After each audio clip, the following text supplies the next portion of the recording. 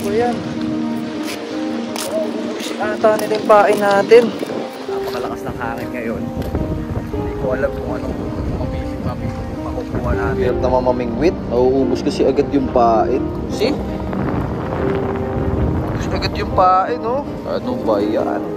Wala ata akong mahuhuli dito, guys. Maliit, pero may nahuli tayo, guys. So, nakita nyo ba yan? Nakita nyo ba yan? Oh, may pagkain na tayo, guys. Yahoo!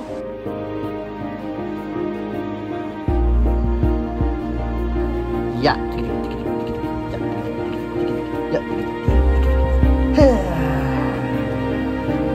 Love you. Bye-bye. Bye-bye. Bye-bye. Ibabay ka na. Ibabay. Ibabay ka ba? Ibabay.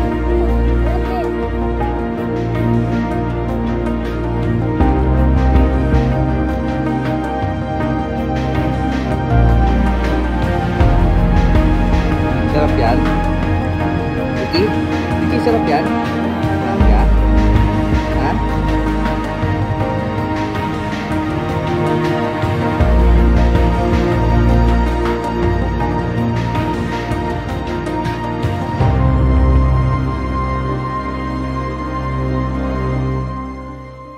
So what's up guys? Ito na nga, ako'y nagbabalik sa inyo. Ang inyong lingkod na si Chef Iti Shopping. Ako si Chef Ed ng Team Mayaman.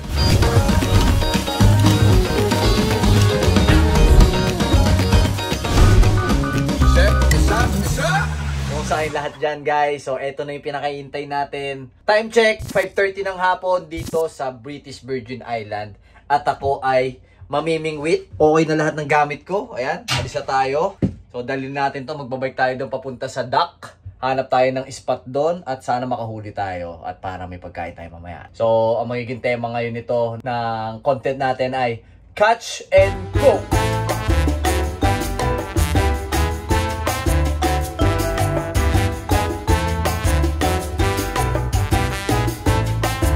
Let's go guys, samahan nyo ako mangisda. Diyan muna kayo, punta na tayo doon sa spot na pupuntahan natin. Let's go!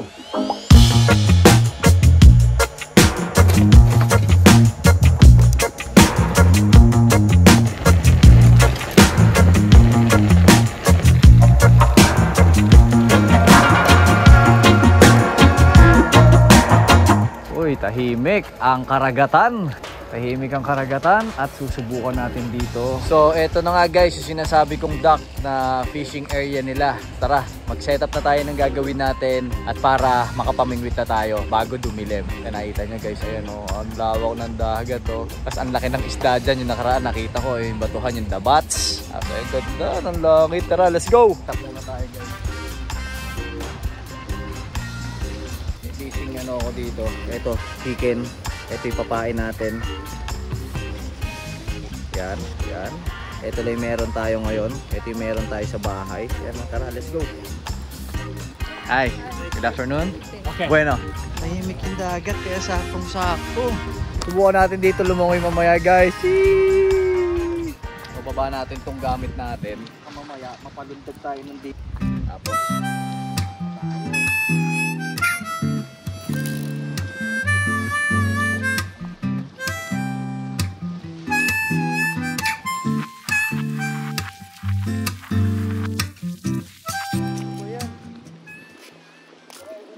ata nila yung pain natin.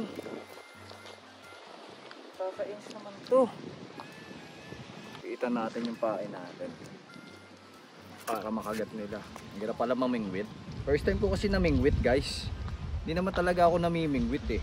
Ano lang ba, trippings tayo kasi wala talagang magawa dito eh.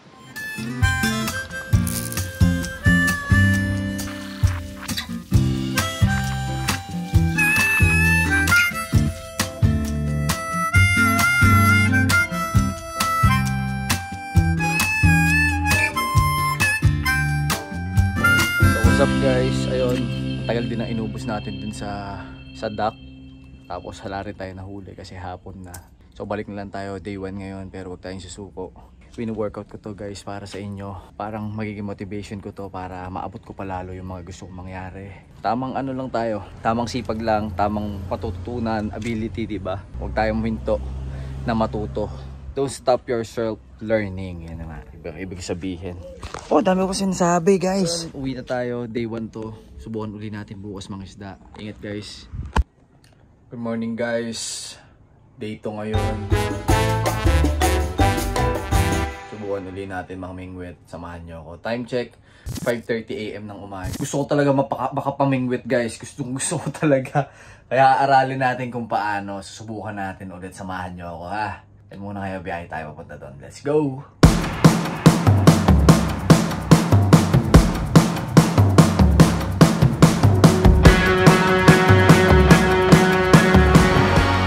So, time check. 6 o'clock, nandito na tayo sa dagat. Nandito tayo sa dock. So, subukan natin makapamingwit. Napakalakas ng hangin ngayon. Hindi ko alam kung anong makukuha natin. Pero yun.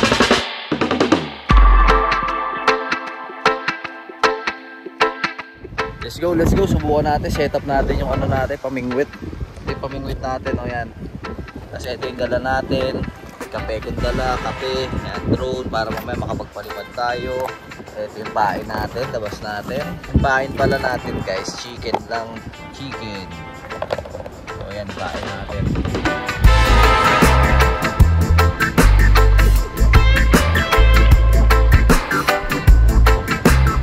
Hirap naman mamingwit. Nauubos kasi agad yung pain. Ano ba yan? Test mo din natin.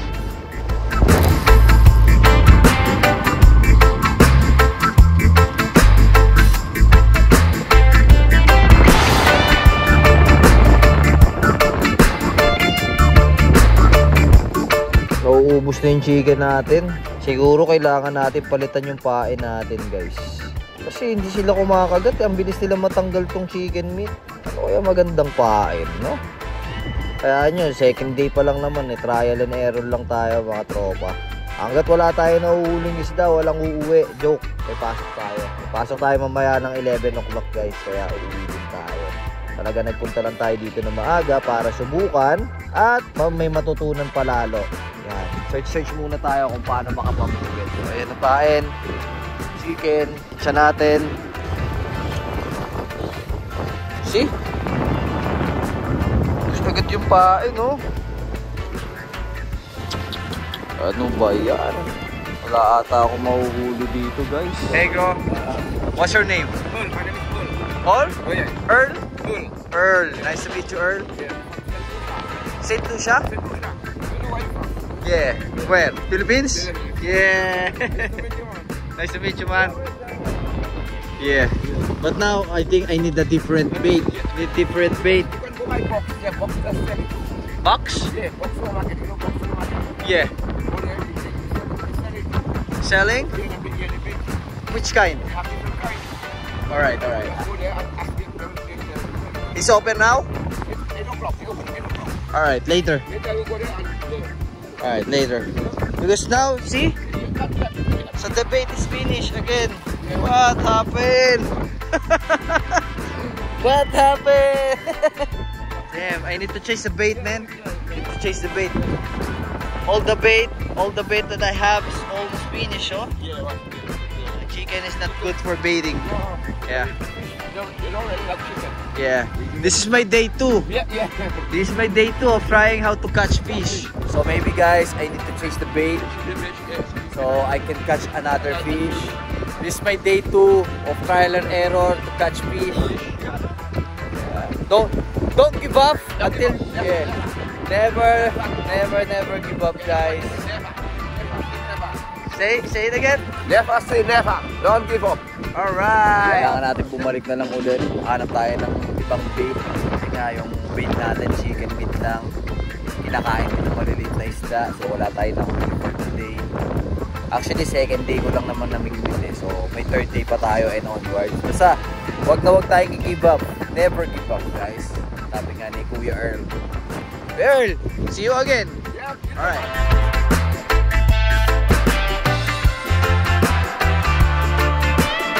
Yo guys, good morning sa inyo lahat. So, day 3 ngayon.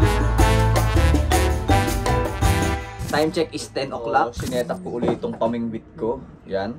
So binago ko rin yung pinaka-handle kasi nakaraan nandito siya sa bilog na yan. Kung nakikita niyo yung bilog na yan. Diyan yan dati, tapos dinere ko na dito. Dati ang pain natin chicken meat. Ngayon ang pain natin ay yung binili ko sa grocery. Tinanong ko kung ano yung mga magandang pain doon, yung pusit tsaka yung conch. So dala na natin to. Nandito na rin yung pain natin. Nag-research ako kung paano mga makahuli ng isda, kung paano makapamingwit, kung paano natin sila mahuli. So siyempre hindi naman tayo namimingwit, pero susubukan natin ulit. Sabi ko kasi sa inyo, keep learning lang. Tapos huwag kayo susuko sa mga gusto nyong maabot. So ano pala ngayon dito guys, Friday. Kung dyan sa Pinas, Sabado. Dito, Biyernes. Advance kasi kayo dyan ng 12 hours. So medyo nahuhuli kami. Ano-ano ba mga diskarte sa pamimingwit? Unang-una, depende sa pain. Kung ang pain mo pusit, yan, isda. Depende sa gusto mo mahuli. Kapag isda yung nilagay mo, mas malaki makukuha mo. Kapag pusit naman, depende pa rin kung ano yung kakagat dyan. Tapos yung timing. Siyempre, sinubukan na natin ng maagang maaga. Sinubukan na rin natin ng medyo hapon. Ito naman, medyo magtatanghali. Subukan din natin. Sinasabi ko na hindi man natin to dapat gawin, pero kailangan natin gawin para matulungan natin yung sarili natin. Tapos, ayun, tuloy-tuloy pa din. Tuloy-tuloy pa rin sa grind. Tuloy-tuloy pa rin sa mga gusto nyong mangyari. Sabi ko sa inyo, huwag nyong tuldukan yung sarili nyo sa mga gusto nyong mangyari sa buhay. Sumubok lang kayo lagi na sumubok. Oh, tara, let's go guys! Subukan ko makahuli ngayon ng isda para makatipid tayo sa pagkain. Tara, samahan nyo ako. Let's go! Hey! Yeah! Oh yeah! How are you, Mr. T? Good? Hey man, what's that? Gator? See you later, Mr. T.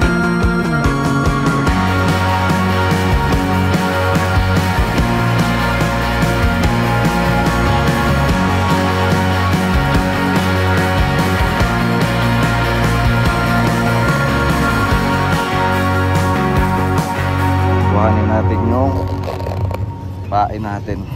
Naka-plastic. Kwento ko sa inyo mamaya kung para saan yung sugat na yan. Napaso kasi ako dun sa oven. Napakainit nung feed sa oven namin. Hindi talaga may iwasan ng aksidente sa loob ng kusina. Ito guys yung papain natin. Nakita nyo ba? Yan yung papain natin. Nakita nyo? Yan papain natin. Conch fritters yan guys. Conch fritters. Subukan muna natin to. Kuha tayo ng isang pain. Yan. Subukan natin to. May kutsilyo dito Katiin natin. Subukan muna natin. Lagay natin dito. Hindi ko alam. Masyadong maalon. Kahangin na kasi. Medyo malansa lang. Yan. Subukan natin. Hey.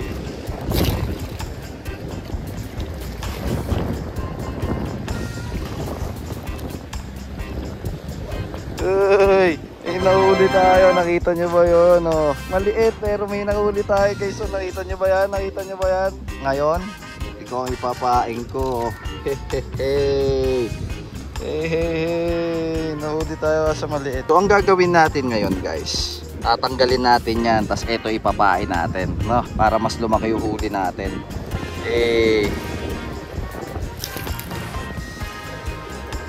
May nahuli tayong maliit. At least may nahuli tayo. Achievement, di ba? Achievement yun guys. Nakapamingwit ka ng isang isda na nagtatrial lang tayo, di ba?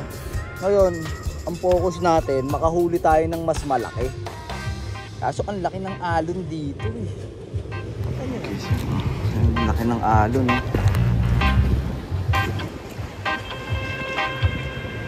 At natin to kasi nakikita.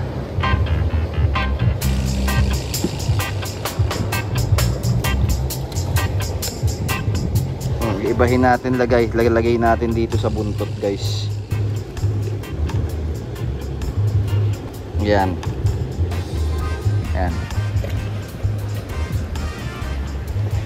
A few moments later.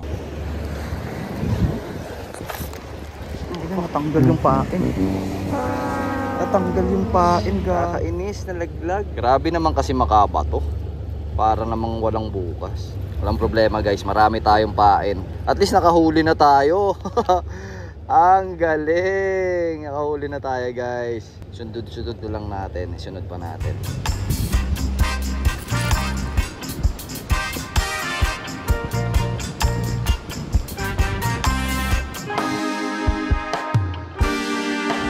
Time check, 12 o'clock. Uwi na tayo. Bukas na lang ulit. Yo, good morning sa inyo lahat guys. Day 4 ngayon para mag-fishing ulit. Let's go.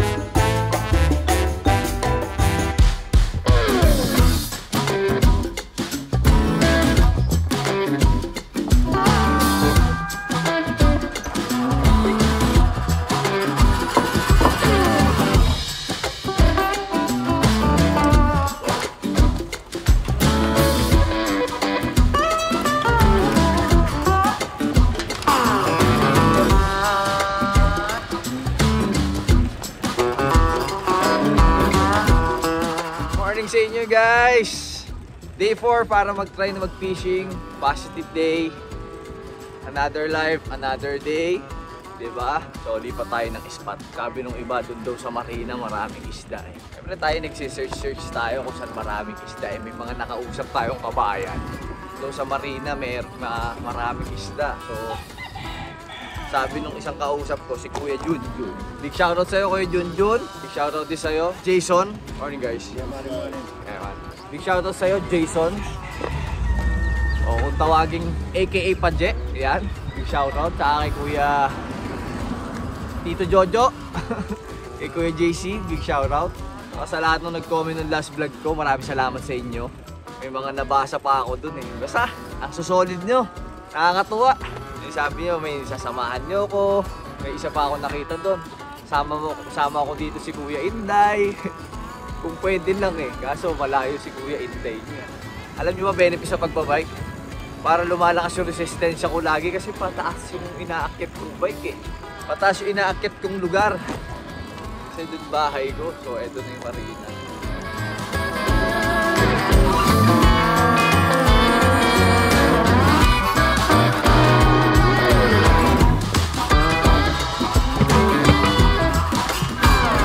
Yo guys, andito na tayo.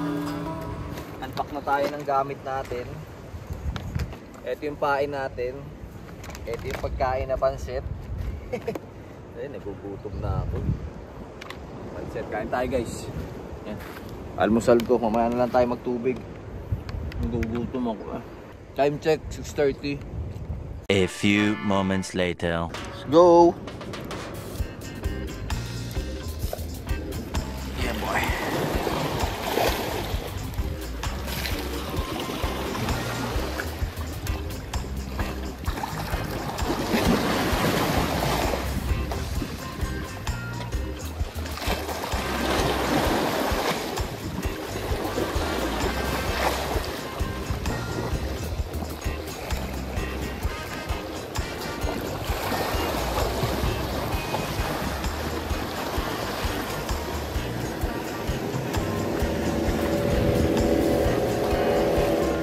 Isang oras na tayo dito. Tanggal yung ano natin. Yung pain. Palitan natin. Ito may extra. Kasi yung pampabigat wala na tayo. Mahal din no? $8 din ito.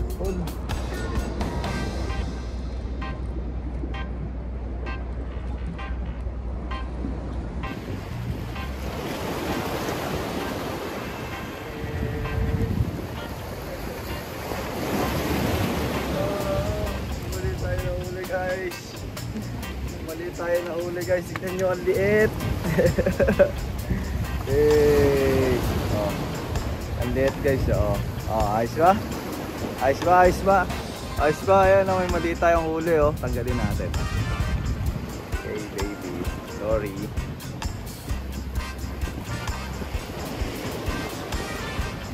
A few moments later. Pangalawang huli. Hey. Hey. Pangalawang huli. Saya. Sheesh. Hey, huli pa tayo guys. Ito na, pangalawa na to. Pangatlong huli. Hey. Hey, pangatlong huli. Hey. Eh, pangatlong huli. Ang saya. Oh, magpagkain na tayo guys. Yahoo! Tanggalin natin guys. Tanggalin natin guys. Oh. Oh. Ang talim ng itin niya guys, oh.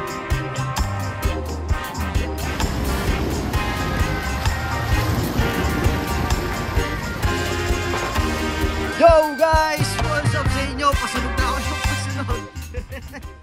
Pero sobrang saya guys. Alam niyo kung bakit? Kasi nakahuli tayo ng 5 isda. Ito yung nahuli natin guys. Yung nahuli natin para maniwala kayo guys. So yan, di ba?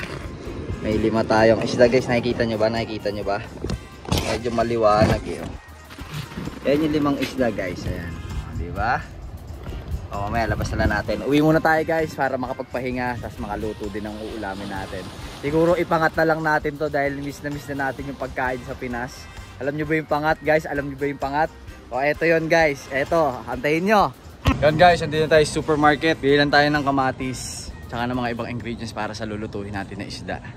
So may nakita pala ako dito guys. Ayan oh. So March 30. Ngayon yan, napakalaki ng isda oh. Good for 1 week ko yan o baka isang buwan pa. Ang laki. Tingnan nyo.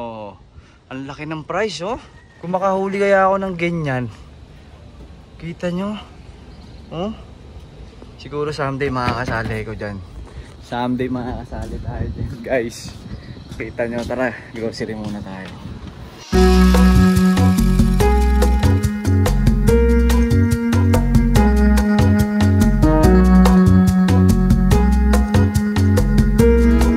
Yo! What's up sa inyo guys? Nandito na ulit tayo sa bahay. Hingal na hingal tayo dahil bumili pa tayo ng tubig ngayon ng dami o 24 pieces. So ito na nga yung nahuli natin guys. Ito na. Ito na ang magandang balita. Nakahuli tayo ngayon ng 5 isda.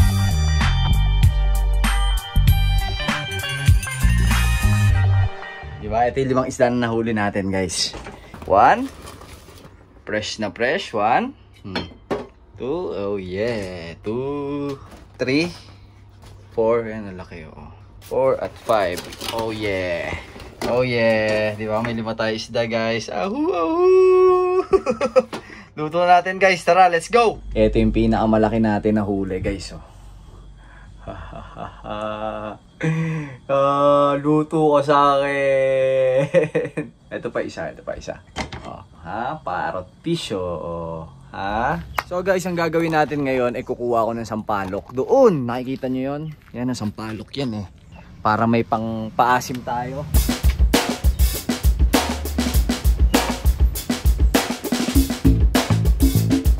Pwede na siguro to na guys no. Madami-dami na to. Pang paasim na tayo. Kumukulo na yung tubig. Lagyan na natin yung sampalok na kinuha natin bagong hugas yun. So ayun guys, alam nyo ba na may katangian ng mga isdang nahuli natin? Ito is parang dalagang bukid. So ito pala ay kinakagat lang nila yung paet kapag parang feeling nila gumagalaw at humahabol. Ayon sa aking experience kanina. Kasi ginaganon ko yung pinaka fishing rod ko. Pag may pakiramdam ko may kumakagat, binabata ko konti. Tapos hahabulin ulit nila yon. Tapos stay ko lang ulit. Ngayon, pag ginanong ko ulit, ayun, bigla na silang kumakagat. So yan, para siyang dalagang bukid. O baka dalagang bukid talaga to. Comment kayo kung anong isda ito sa mga nakapanood. So etong isa, so parrot fish to. Ito ata yung dumudurog ng bato. Kaya may puting buhangin sa isda. So isa to sa mga nakakatulong sa atin. Medyo malaki-laki na rin to, di ba? Yung laki ng braso ko kahit paano. Ulam na tayo guys. Lalagyan lang natin ng kamatis sa kasampalok, then asin. Tapos konting sili para masarap-sarap yung ulam natin. Tapos nagsaing na din ako. So naahon na natin tong kamyas. Kamyas, yung sampalok. So lagyan na natin tong kamatis guys. Tomato in. Tapos eto, durugin natin. Durugin natin tong sampalok. Oh, nangangasim na ako. Pinapala natin yung ng asin. Tapos sili. Dahil wala tayong sili, okay na yan. Chili pepper.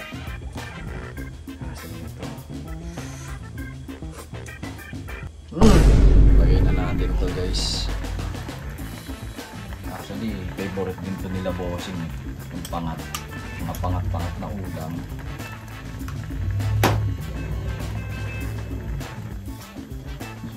Mas lagay na natin to. Lagay na natin to isa-isa. Oh ha?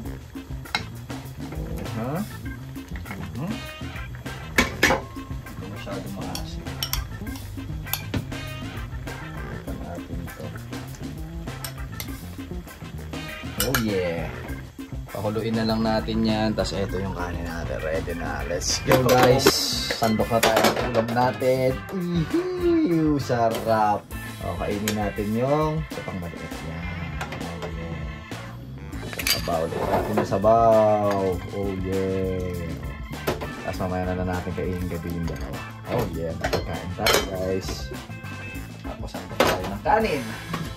Kain tayo mabilisan guys. Ayan, ang ulam natin, yung pangat. Oh, yeah. Oh, ha? Oh.